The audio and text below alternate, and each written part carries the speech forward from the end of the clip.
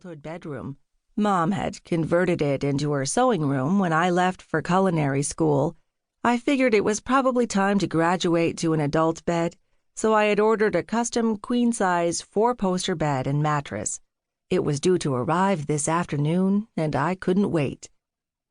As if on cue, the doorbell rang. I went down the oak staircase to answer the door. "Hello, darling."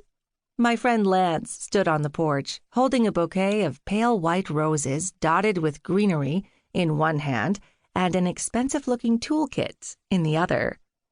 "You're early." I greeted him with a kiss on the cheek and showed him inside. Lance had offered to come help me set up the bed and dressers. "Better early than late." He handed me the flowers as I shut the door behind him. "I figured I should be here to oversee the delivery. We wouldn't want the delivery crew to ding up your walls, would we?" "No," I chuckled. Imagine the horror. Lance set his toolkit in the entryway and tugged off his charcoal gray wool coat. Beneath the coat, he wore a pair of perfectly cut khaki slacks, a cornflower blue shirt, and expensive leather shoes. He hung the coat on a rack by the door. "You jest, Juliet, but you'll thank me later." "I'm sure I will." I pointed down the hallway to the kitchen. "Come on in. I'll put these in some water." I was in my usual weekend attire, a pair of fleece yoga pants, thick, cozy cabin socks, and my favorite well-worn fleece hoodie.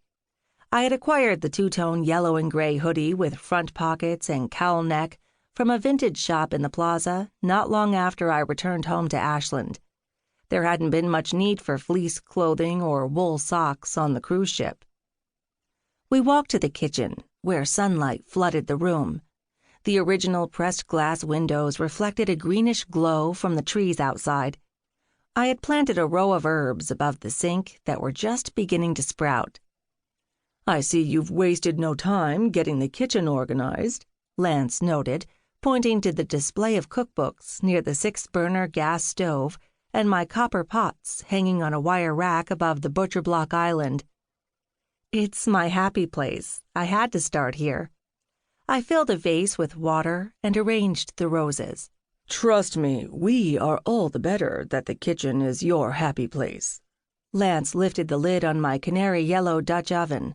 "My lord, what smells so divine?" "That's meatball soup for later. I couldn't beg for your assistance without feeding you."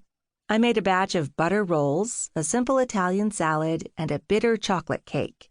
If your handyman skills are really as good as you claim, then I just might feed you when we're done. I tried to wink. "For a spread like that, you can work these muscles to the bone." Lance flexed. He was naturally lanky with a thin frame and angular features.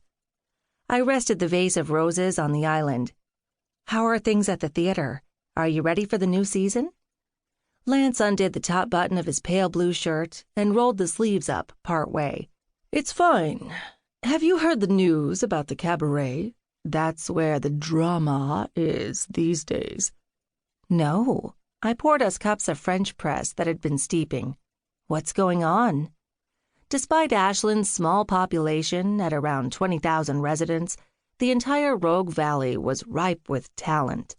There were dozens of theaters, large and small, music venues, and countless pubs and restaurants that offered a range of entertainment, from open mic night to stand-up comedy and poetry readings.